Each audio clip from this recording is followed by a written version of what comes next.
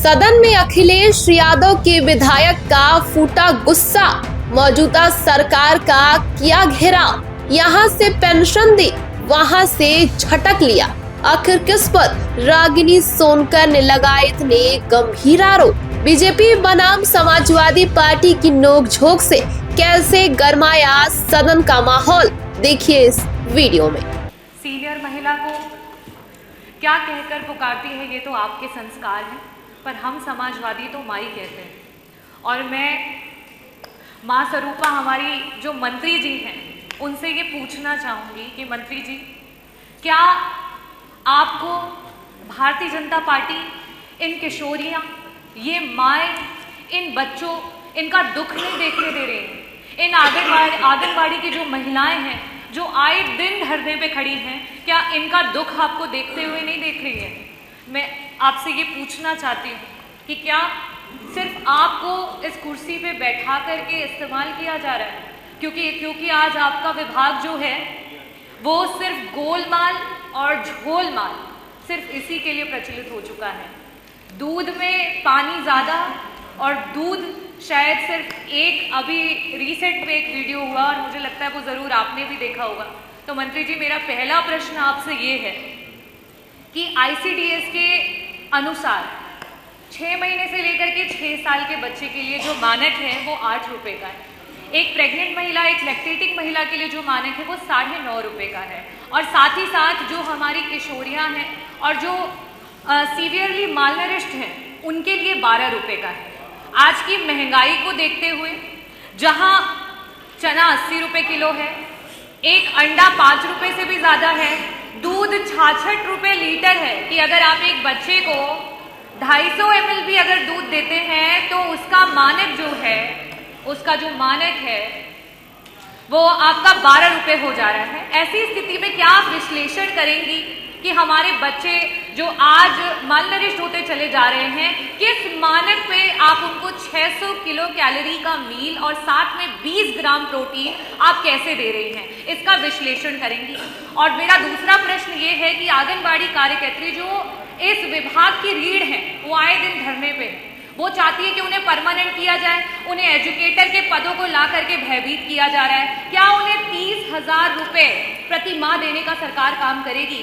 साथ ही साथ उन्हें परमानेंट करने पर सोचेगी, उनको रिटायरमेंट प्लान से जोड़ेगी और उनको हेल्थ इंश्योरेंस से जोड़ने का काम करेगी? मैं आपसे ये पूछना चाहूंगी। बहुत बहुत आभार। निजी अस्पतालों पर क्या, उनके बिल पर क्या, उनकी जो अनाप शनाप तरीके से, अपने मनमाने तरीके से जो वो अस्पताल से दवाइयां देते हैं, बाहर से दवाइयां लाने नहीं देते?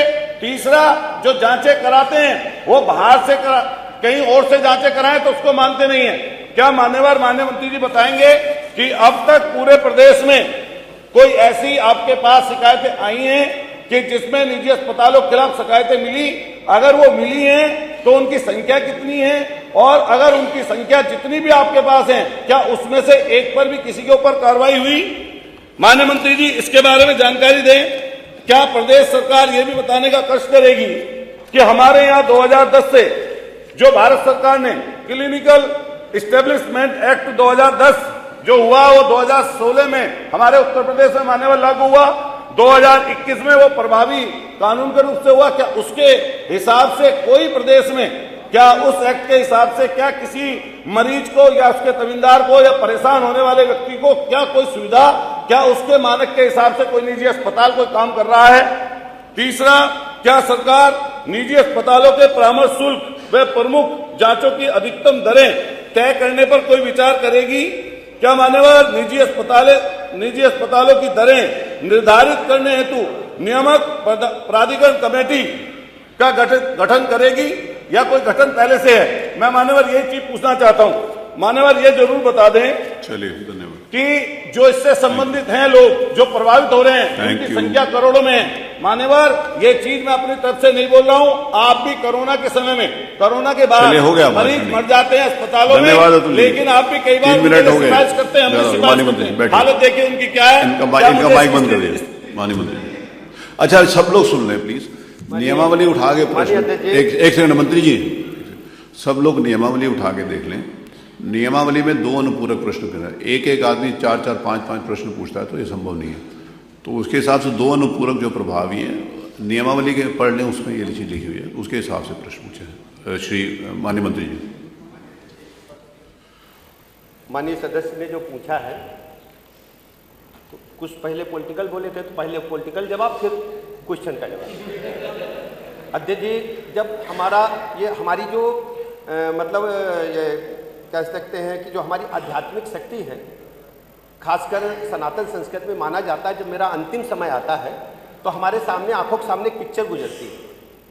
तो जो समाजवादी पार्टी के माननीय सदस्य हैं, इनका पार्टी का राजनीतिक कार्यकाल का अंतिम समय, तो पुराने ये 17 से पहले का सिनेमा देख रहे थे, वो ही पढ़ रहे थे कि कुत्ता बैठा है, बिल्ली बैठी है, ये वो पढ़ रहे थे।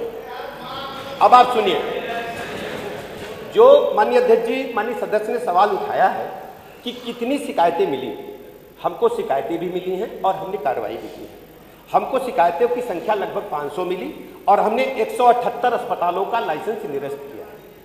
ऐसे जो निरस्त करने के उपरांत उन्होंने अपील किया। एक अथॉरिटी हमारे यहाँ सिस्टम बना हुआ है, एक बाकायदा सुनवाई का केंद्र है। न्याय प्रक्रिया यही है, अगर हम कोई कार्रवाई करते हैं तो उसकी सुनवाई भी करते हैं। 59 अस्पतालों को हमने रिवाइव किया। उनकी सुनवाई के बाद उनकी जो रिक्वेस्ट थी उसको परीक्षण कराया, पाया गया कि ये बहाल करने लायक है, और 281 अस्पतालों के खिलाफ FIR कराई है जो मानक के विपरीत चल रहे हैं। इसके अलावा जो सीज किए अस्पताल माननीय अध्यक्ष जी, वो 533 है, और आज तक हमने 1542 अस्पतालों को नोटिस जारी किया है कि मानक के विपरीत आप इसको सुधार करो। और कुछ डायग्नोस्टिक के बारे में पूछा है?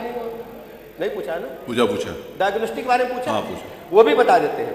हमारे पास जो 426 अस्पतालों को जो डायग्नोस्टिक सेंटर है, पैथोलॉजिकल सेंटर है, उनको हमने 426 को नोटिस दिया है, 84 का लाइसेंस निरस्त किया है, 33 को हमने बहाल किया है अपील के उपरांत, और 57 पर FIR दर्ज कराई जो मानक के विपरीत थे, और 51 को हमने सील, 91 को हमने सील किया है।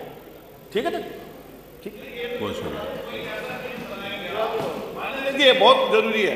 नियम को ऐसा बनाएंगे कि जो इन पर अध्यक्ष जी लाभ मिल सके, और जो वो नियम ही तो है जिसके अंतर्गत पढ़ रहे थे, रायते की बात उसमें कहीं नहीं थी। वो जो बिना कोई मंत्री जी, एक मिनट मंत्री जी, एक्ट है सर। हाँ वही, वो जो आपको जो नियम बना, हाँ प्लीज आप जो क्लिनिकल एस्टेब्लिशमेंट एक्ट है, रजिस्ट्रेशन एंड रेगुलेशन का 2010 का, उसके अनुरूप हम चलते हैं। अभी उत्तर प्रदेश में इस प्रकार की कोई योजना है। लेकिन अध्यक्ष जी, एक अपील मैं आपसे कहना चाहता हूं, सदन पूरा सुने, प्रदेश सुने। कुछ लोग हैं जो निजी अस्पतालों को इस प्रकार का आतंक फैला करके वसूली कर रहे हैं, उन पर कार्रवाई सुनिश्चित करा दी गया। जो अरे आपको नहीं कहा, आप क्यों सुन रहे हो? आपको नहीं कहा। वो जो जवाब दे रहे हैं, आप इस बात को तय करें कि आपकी पार्टी के कौन कौन लोग उसमें शामिल हैं। अरे वो किसी का नाम नहीं लिया उन्होंने, किसी पार्टी का नाम नहीं लिया। कार्रवाई करोगे?